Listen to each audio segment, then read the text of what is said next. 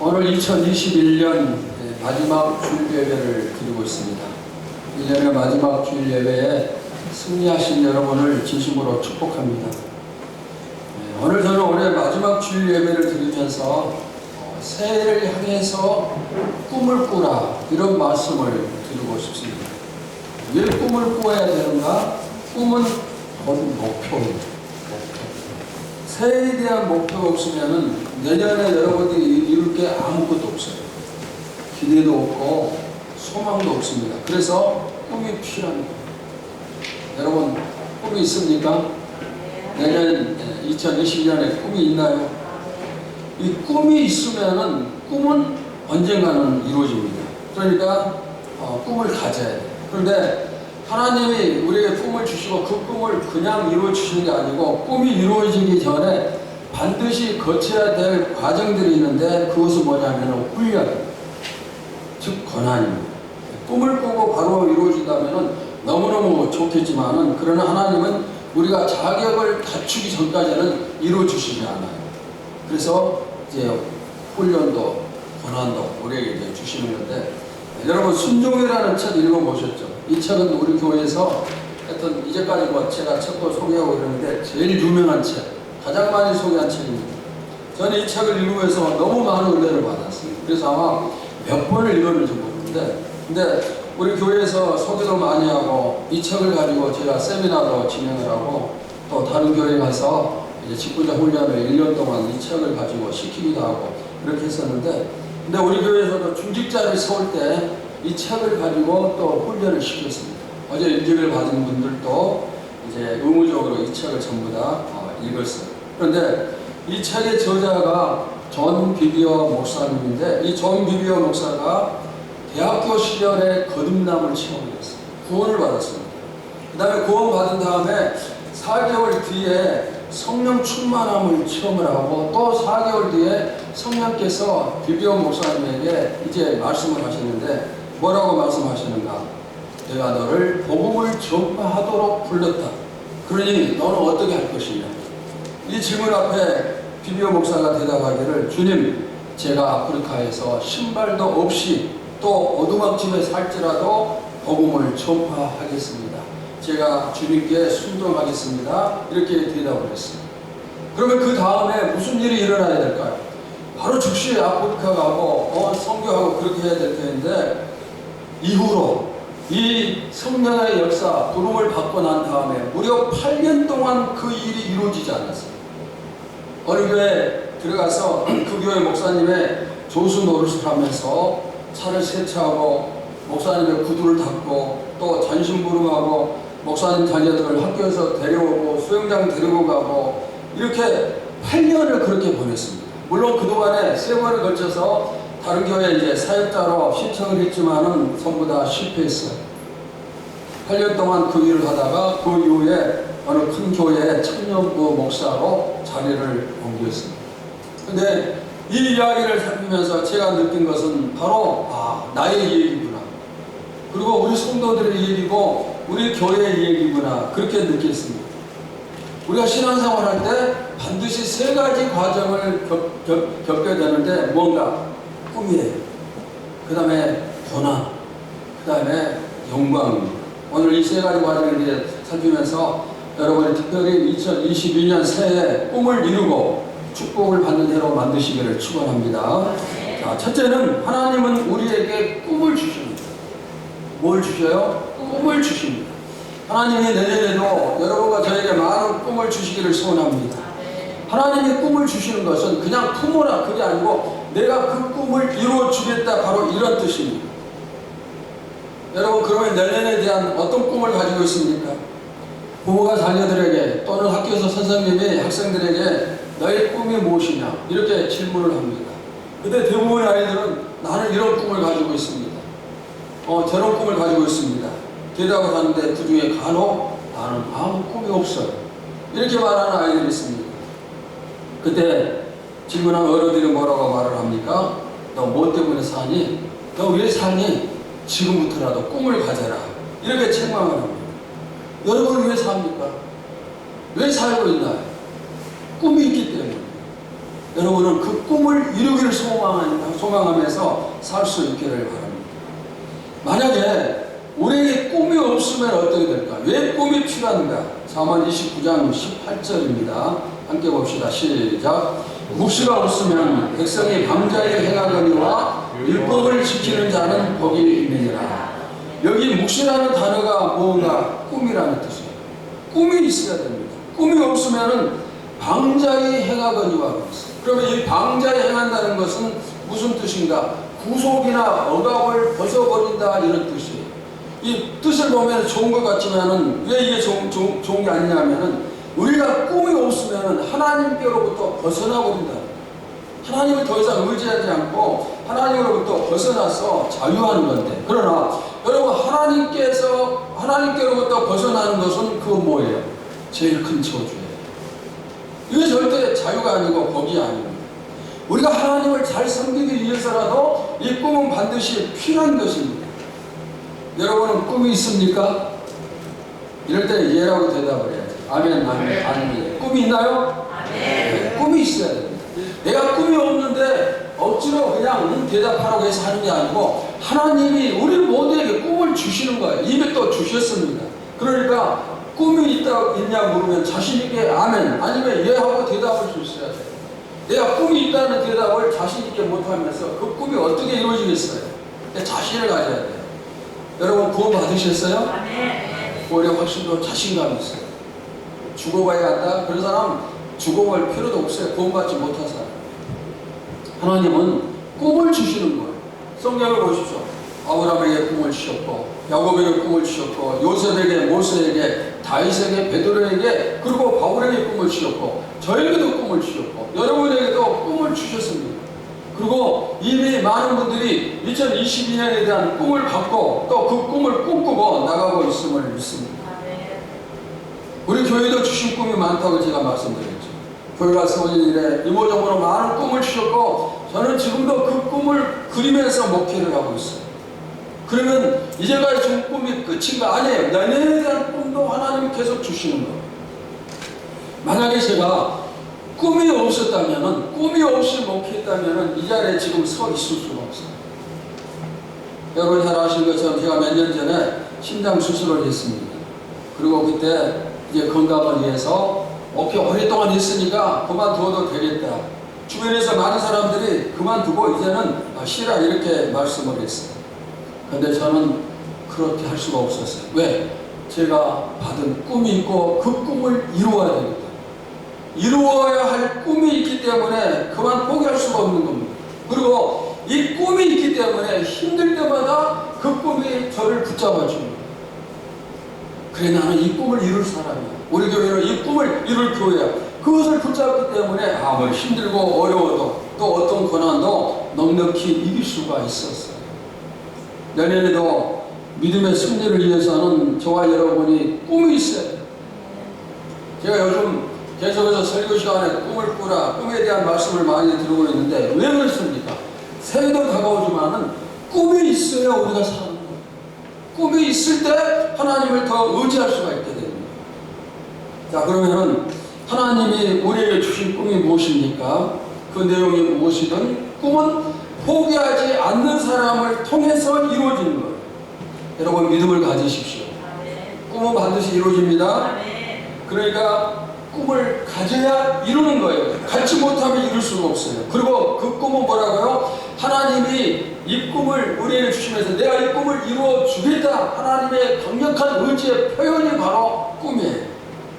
그리고 우리가 포기하지 않으면 주신 꿈은 반드시 이루어질 수밖에 없습니다. 혹시 여러분 중에 꿈이 없다거나 나는 무슨 꿈을 가지고 있는지 모르겠다. 그런 분이 있다면 그런 분들은 꼭 꿈을 찾으시기를 바랍니다. 하나님 나를 통해서 뭘 하기를 원하십니까? 또 내년에 내가 무엇을 해야 되겠습니까? 이렇게 찾을 때 하나님 반드시 가르쳐 주심을 믿습니다. 성령께서 이 시간 여러분에게 꿈을 주심을 믿습니다. 내년을 향한 새로운 꿈도 주심을 믿습니다. 우리는 하나님께 쓰임 받을 수 있어요. 하나님께 영광을 돌릴 수가 있습니다. 우리는 무의미한 존재가 아니 하나님 앞에 너무너무 중요한 그런 존재, 없어서는 아니 될 그런 존재입니다. 그러니까 하나님 앞에서 내가 내 자신에 대한 기대를 가져요. 하나님이 나를 아름답게 사용하실 것이다. 또 나를 마음껏 사용하실 것이다. 또 하나님이 내가 가진 꿈을 이루도록 하기 위해서 나에게 또 기대를 하시고 응원을 하실 것이다. 이렇게 생각해요. 감옥에 있던 요셉이 훗날 총리가 되었습니다. 감옥에 종노릇하면서 또 옥살이하면서 그런 사람이 총리가 됐습니다. 우리가 지금 어떤 환경이든 그 환경은 결국에 하나님의 꿈을 이루는 도구로서 쓰임을 받는 거예요. 여러분들, 저도 꿈을 먹고 살고 있습니다. 하나님 주신 꿈 저는 한 번도 포기해 본 적이 없어요.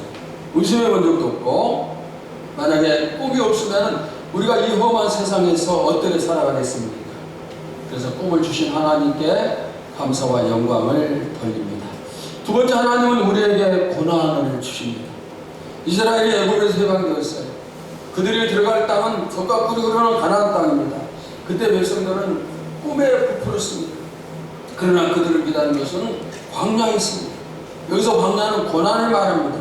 요셉이 꿈을 꿨습니다. 이제 그 꿈이 금방 이루어지리라 믿었습니다. 그런데 그를 기다리는 것은 종로 옥살이였습니다. 모세는 하나님께서 이스라엘을 금방 해방시켜 주시리라고 믿었습니다. 그런데 그가 애굽에서 40살 때 뛰쳐나왔지만은 무려 40년을 더 광야 생활을 하도록 하셨습니다. 하나님이 아브라함을 부르셨습니다. 너희 후손을 하늘의 별처럼 많게 하고 놀라운 축복을 주리라 이렇게 말씀하셨지만, 그러나 아브라함은 25년을 기다렸어요. 25년 동안 아들이 생기지 않았고, 그래서 하늘의 별처럼 많으리라는 그 후손의 축복을 누리지 못했어요. 예수님이 공생애를 시작하실 때 뭐가 기다렸습니까? 악한 사탄의 시험이 기다렸어요. 세례 요한은 예수님의 앞뒤를 예배하는 그런 사람이었지만 그의 삶은 광야에서 먹고 마시는 그런 비참한 삶이었어요. 다윗이 왕으로 기름을 부음을 받았어요. 왕으로 기름을 부음받았기 때문에 이제 금방 왕이 되고 이스라엘을 호령할 것처럼 그렇게 생각되었지만, 그는 오랜 기간 광야 생활을 해요. 목숨을 위해서 도망치는 생활을 하고, 그 다음에 심지어는 자기 목숨을 구하기 위해서 미친 사람처럼 행동을 했어요. 이렇게 기다리게 하십니다. 고난을 주시는 겁니다. 그러면 왜 하나님은 꿈을 주시고 바로 이루어 주시지 않고 먼저 고난을 주시는가? 그것은 꿈을 이룰 수 있는 자격을 갖추기 위함이에요. 요셉은 종노릇하고 옥살이하면서 무엇을 배웠을까요? 거기서 정말 다른 사람을 섬기는 것을 배우고, 그 다음에 옥살이하면서 정치가 무엇인가를 배운 거예요. 그가 총리가 되었을 때 7년의 흉년이 왔습니다. 그때 종노릇하고 감옥에서 배웠던 것을 참고 삼아서 흉년 때 많은 사람을 그들이 요셉이 구하는 거예요. 다윗이 이리저리 도망치면서 무엇을 배웠을까요? 그가 도망칠 때 그의 주변에는 흔히 무시받는 사람들만 그의 주변에 몰려들었어요.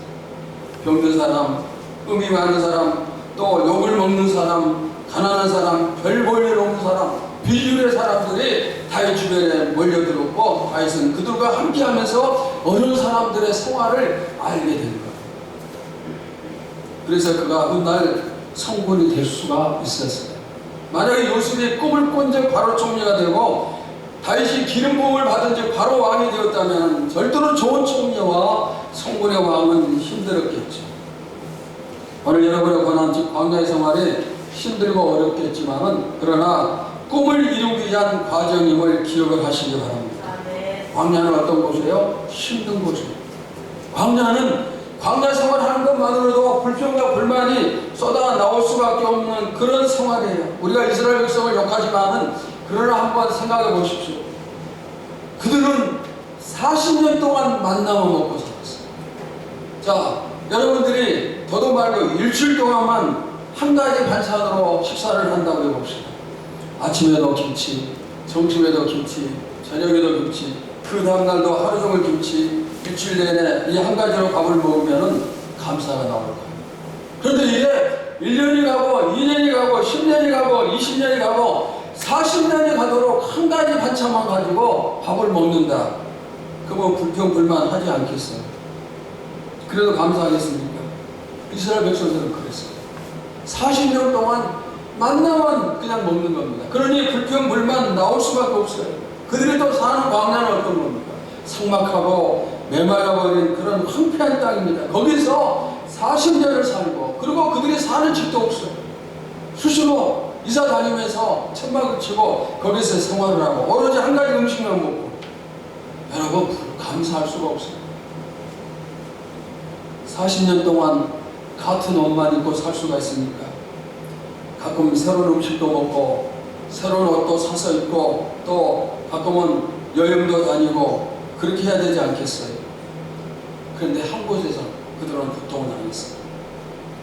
우리에게 이것을 적용해 볼 수가 있습니다. 하나님이 여러분을 축복하신다고 약속하신 게 10년이 됐고 20년이 될 수도 있습니다. 어떤 꿈은 그보다 더 오래될 수도 있습니다. 그런데 아직도 꿈이에요. 아직도 이루어지지 않고 계속 고생만 하고 있어요. 그렇다면 정말 힘들지 않겠어요? 제가 목회를 시작한 지 제법 오래됐는데 저는 목회를 일찍 시작했어요. 신학대학 다닐 때 저의 첫 번째 기도의 제목은 하나님 제가 교회를 개척하게 해주시옵소서. 그 기도를 얼마나 많이 했는지 몰라요. 그래서 그 기도 덕분인지 아주 철이 없을 때 젊은 나이에 교회를 개척을 했어요. 그러니까 오랫동안 목회를 하는 겁니다. 하나님께서 저에게 목회 시작부터 장밋빛 꿈을 많이 보여주셨습니다. 그런데 지금도 그 꿈은 꿈일 뿐이에요. 꿈으로 남아있는 것, 그래서 고난을 받는 것이 얼마나 많은지 몰라요.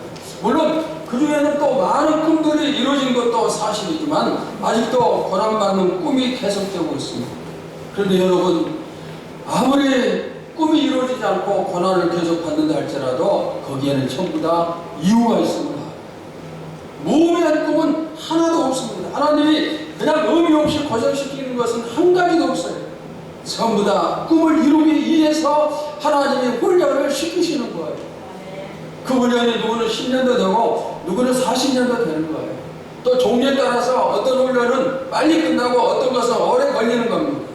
자격을 갖추는 거예요. 하나님의 자격을 갖추도록 자꾸 훈련을 시키시는 겁니다.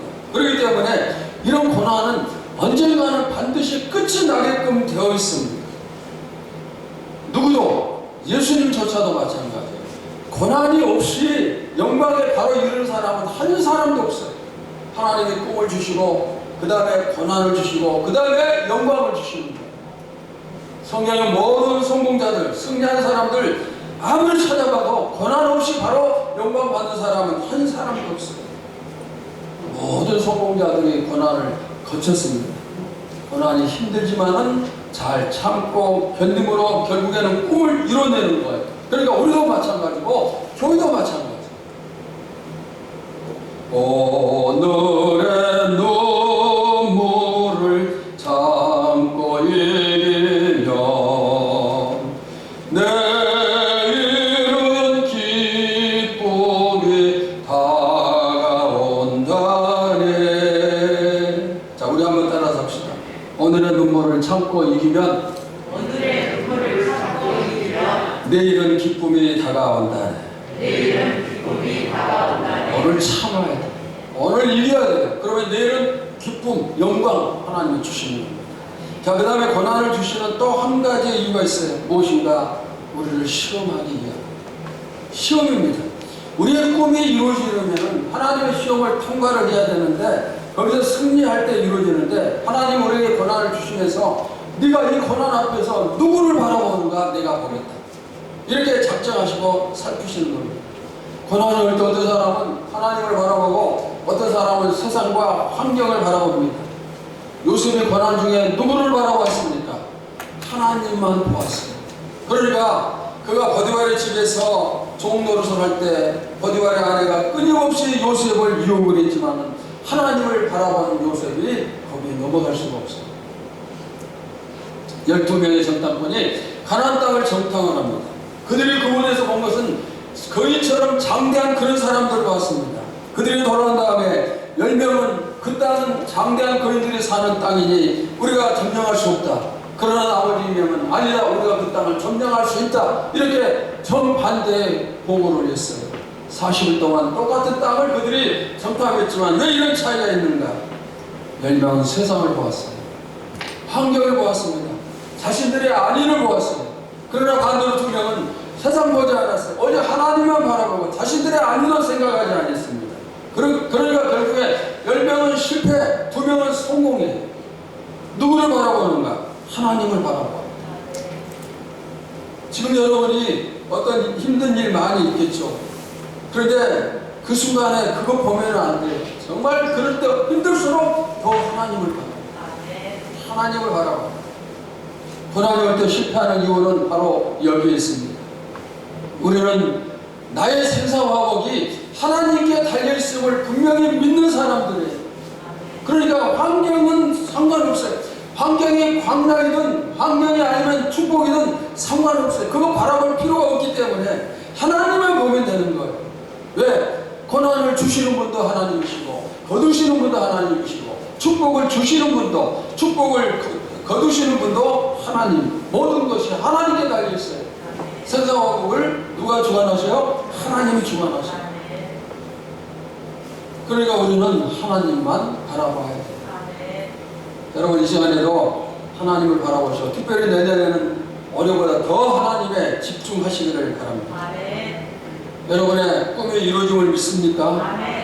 환경이 나쁘면 안 좋으면 이루어지지 않고 좋으면 성공하고 그렇습니까? 그렇게 생각한다면 그 사람은 하나님 보지 않는 사람이에요.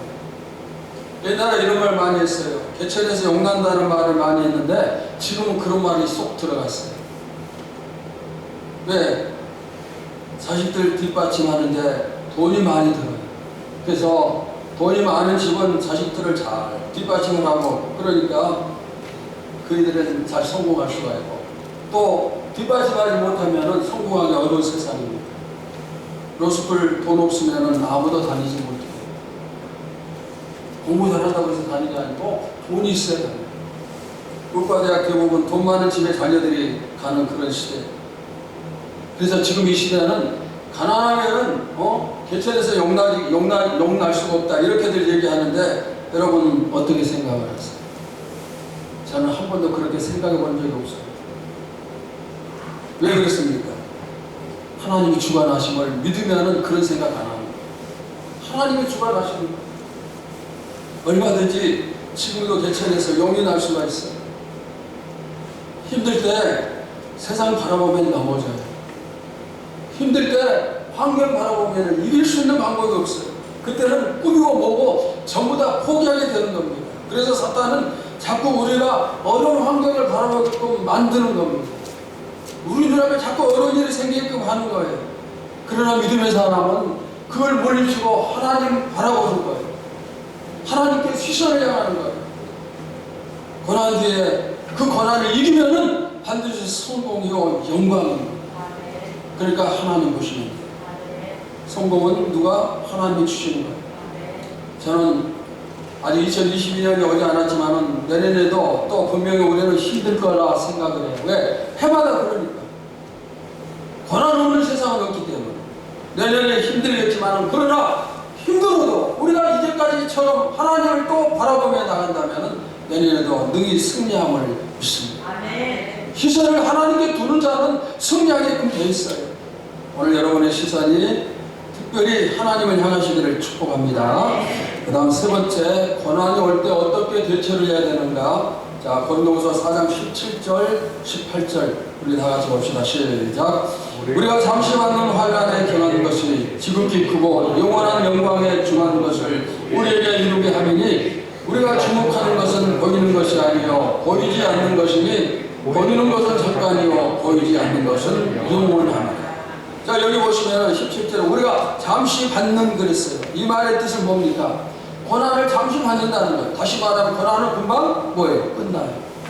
금방 끝이 난다는 겁니다. 영원토록 오랫동안 계속되는 게 아니고 지금 여러분이 받고 있는 고난도 잠시 고난. 금방 끝이 납니다. 자, 그 다음에 이어지는 말씀 보시면은 환난에 경한 것이 지극히 크고 영원한 영광에 중한 것. 이 뜻이 무엇입니까? 고난은 가벼운 것이고 영광은 엄청나게 무거운 것이다. 다시 말하면은 고난은 어떤 것입니까? 받은 고난에 비해서 받게 될 영광, 받게 될 상은 엄청나게 크다는 거예요. 적은 고난 받고 큰 상을 받는다. 바로 그런 뜻입니다. 지금 받고 있는 고난이나 아니면 내년에 우리가 받게 될 고난, 정말 무척 힘들 수 있는데, 그러나 훗날 받을 상을 기대를 하면은 별것 아니에요. 이걸 끝나면 내가 큰 상을 받는다, 받은 고난보다 훨씬 더 큰 영광이 기다리고 있다, 이 사실을 믿으면은 어떤 고난도 금방 우리가 이길 수가 있습니다. 잘 견딜 수가 있습니다. 광야는 메마르고 황폐한 곳입니다. 그러나 이제 멀지 않아서 우리가 가나안에 들어간다 꿈이 있다면 광야도 별것 아니죠. 저는 힘들 때마다 교회 미래를 생각했어요. 그 다음에 교인들 가운데 누군가가 실망스럽게 한다면 그 사람이 그냥 바로 실망한 게 아니고 그 사람의 미래를 바라보면서 미래에는 더 좋은 신앙이 될 것이다, 기대치를 높였어요. 여러분의 광야 생활, 감옥 생활이 이제 내년에는 다 끝나리라고 믿습니다. 새 시대, 성공의 시대, 꿈이 이루어지는 시대가 열리리라고 믿습니다. 그런 전쟁에서 이기하라. 위대한 전쟁이 없다면 위대한 승리 없어요. 조그만 고난 앞에서 이기지 못하면 큰 고난은 물리칠 수가 없어. 예레미야 12장 5절 보십시오. 우리 함께 봅시다. 시작. 만일 내가 보행자와 함께 달려도 피곤하면 어찌 능히 말과 경주하겠느냐. 내가 평안한 땅에서는 무사하려니와 요단강 물이 넘칠 때에는 어찌 하겠느냐. 무슨 말씀입니까? 만약에 마귀의 졸병들과 싸우면서 지치고 쓰러진다면 마귀의 기마병들, 마귀의 장군들과 싸울 때는 너희가 어떻게 이기겠느냐, 그 말씀이에요. 적은 고난 이기지 못하면 어떻게 큰 고난을 이기겠느냐. 적은 고난 이기지 못하면서 어떻게 큰 영광을 받겠어요. 적은 고난을 이겨야 돼요. 그러면 큰 고난을 또 이길 수 있고, 큰 고난을 이기면 더 큰 영광을 우리가 받을 수가 있습니다. 하나님은 우리의 그 영광을 주시는데, 그러나 내가 나에게 달렸어요. 이기는가 패배하는가 내가 결정을 해야 돼요. 여러분, 적은 고난 앞에서 절대 무너지지 마세요. 적은 시험을 이기면 그 다음에 더 큰 시험이 와도 이길 수가 있어요. 그 다음에 또 더 큰 시험이 와도 또 이길 수가 있어요. 그런데 적은 것을 치면은, 그러면은 그 다음에 더 적은 시험에서 또 안 되는 거예요. 그냥 자꾸 이겨나가야 되는 거예요. 제가 다윗을 생각하는 것은, 우리는 많은 고난을 받았죠. 우리 모두가 다 정말 힘든 고난 많이 받았지만은, 그런데 1년을 되돌아보니까 우리는 승리했어요. 고난을 이겼습니다. 그래서 2021년에 고난에 승리한 우리가 내년에도 하나님이 더 큰 고난을 주실지라도 우리는 승리할 것이다. 저는 이런 확신을 가지고 있습니다. 분명히 그렇게 되리라고 믿습니다. 여러분도 이겼기 때문에 내년에도 또 이기는 거죠. 고난을 이길 수 있는 한 가지 좋은 방법을 말씀을 드리겠습니다. 저는 이런 방법을 많이 사용을 합니다. 뭔가 찬양. 때로는 기도하면서 새벽 기도 시간에도 그냥 1시간 이상 찬양으로만 기도하는 그런 경우가 있어요. 찬양이 우리가 고난을 이기고 힘을 얻는 아주 중요한 도구가 됩니다. 은혜를 받지 못하고 기도가 안 되고 그럴 때 찬양하면 돼요. 두려움이 있고 무서움이 있을 때 찬양하면 됩니다. 그러면은 금방 회복이 되거든요. 다윗이 광야의 굴에서 생활하고 이리저리 도망을 치면서 그가 다닐 때 얼마나 힘이 들었어요. 근데 그는 찬양했어요.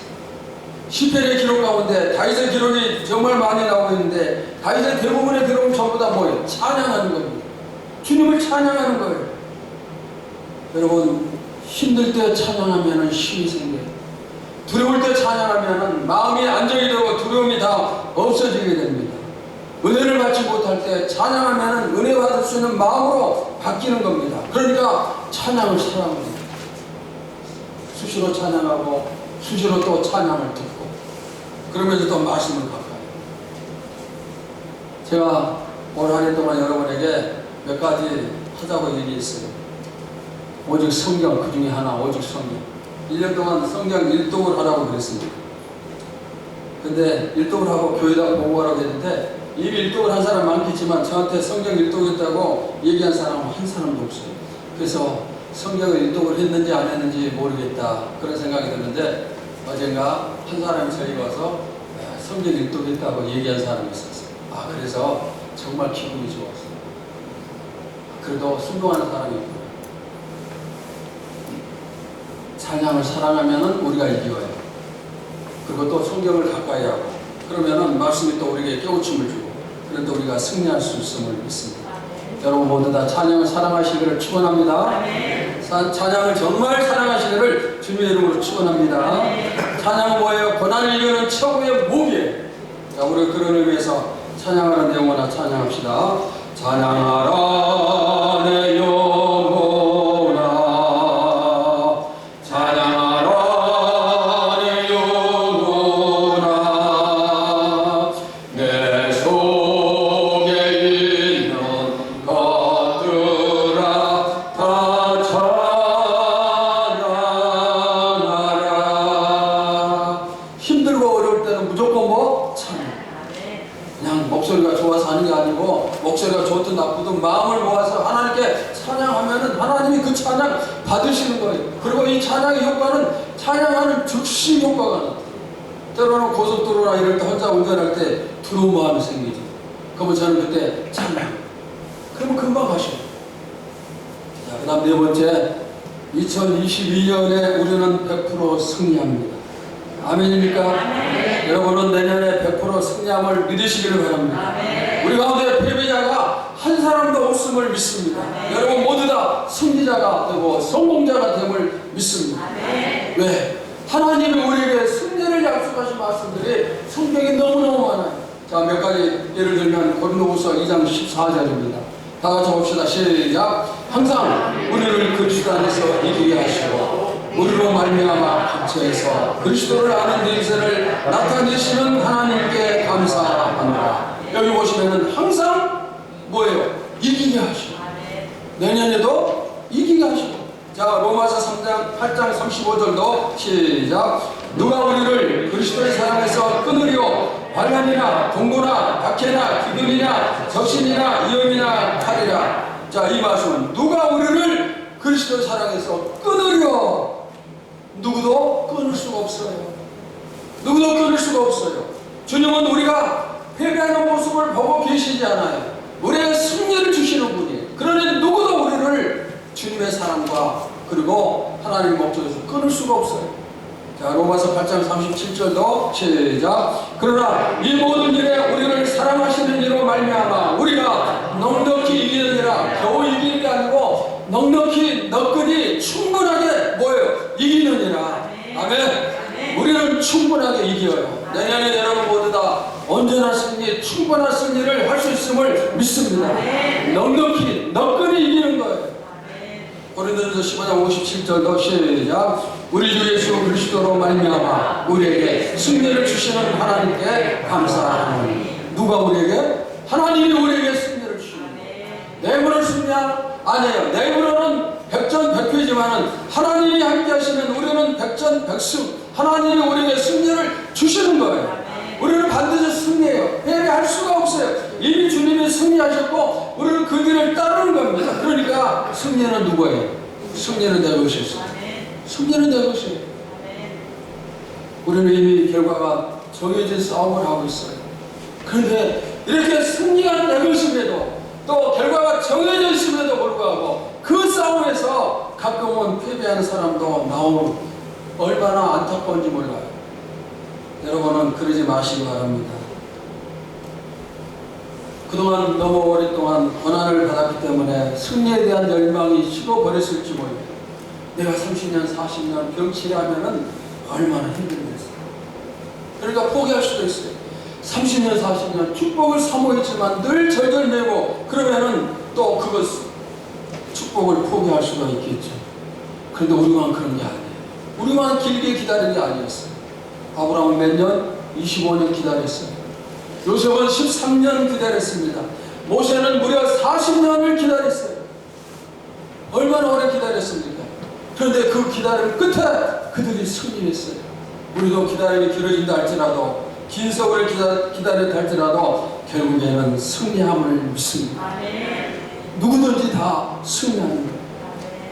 저도 목회한 지 오래됐다고 말씀드렸는데 이제 제가 이렇게 이 상태가 돼서 이제 내가 뭘 하겠는가 이렇게 꿈을 접어야 됩니까? 아니에요. 그럴 수가 없어요. 설령 앞으로 살아갈 기간이 6달밖에 남지 않았다 할지라도 우리는 큰 꿈을 이룰 수가 있어요. 세례 요한은 30년 훈련을 받고 단 6개월 수임을 받았어요. 6개월 일하고 몸이 잘려 죽었습니다. 그런데 그의 6개월의 사역이 여자가 나온 자 가운데서 가장 큰 자라는 그 사역을 합니다. 주님 말씀하셨어요. 여자가 나온 자 중에서 가장 큰 자가 바로 세례 요한이라고 말씀하셨어요. 그러니까 그는 6개월 동안 일하면서 남들이 평생 하는 것 80년하고 70년하고 심지어 100년 한 일보다 더 많은 일을 하고 더 위대한 일을 할 수가 있었어요. 6개월이라는 짧은 기간 동안에 그렇게 일을 한 겁니다. 그러니까 우리도 마찬가지예요. 나이가 많으면 많은 사람답게, 나이가 적으면 적은 사람답게 우리는 얼마든지 일할 수 있고 그리고 승리할 수가 있는 거예요. 여러분 모두 다 내년에 꼭 승리하시기를 바랍니다. 한 사람도 빠짐없이 꼭 승리하시기를 바랍니다. 그 승리를 통해서 또 영광을 누리시기를 바랍니다. 어떻게? 오늘 강단에서 선포된 말씀을 믿음으로 내 마음에 심고 믿고 나갈 때 그렇게 이루어짐을 믿습니다. 말씀을 마치겠어요. 사랑하는 성도 여러분, 새해가 눈앞입니다. 하나님은 내년을 향한 꿈을 주시고 덩달아 우리에게 고난도 같이 주실 것이에요. 왜? 꿈이 오면 그 다음에 고난이 자연스럽게 따라온다고 했어요. 그래야 고난에서 우리가 통과해야 되고 그래야 영광을 받기 때문에 어떤 고난이 오든 여러분의 승리함을 믿으시기를 바랍니다. 이미 우리는 승리했음을 믿습니다. 올해 얼마나 고난이 많았어요. 코로나를 비롯해서 그 어느 때보다 정말 힘든 그런 한 해였지만 우리는 이 한 해를 살면서 어떻게 이렇게 살 수 있을까? 이렇게 살지 못하겠다 이런 생각들 이런 마음들이 많이 있었지만 지금 우리는 어때요? 전부 다 승리했어요. 이렇게 승리하고 있잖아요. 마찬가지로 내년에도 우리에게 어떤 고난들이 올지 모르지만 우리의 결론은 승리가 됨을 믿습니다. 여러분 모두 다 이 승리를 꿈꾸면서 내년에 놀라운 역사를 이루시기를 주님의 이름으로 축원합니다. 하나님 감사합니다.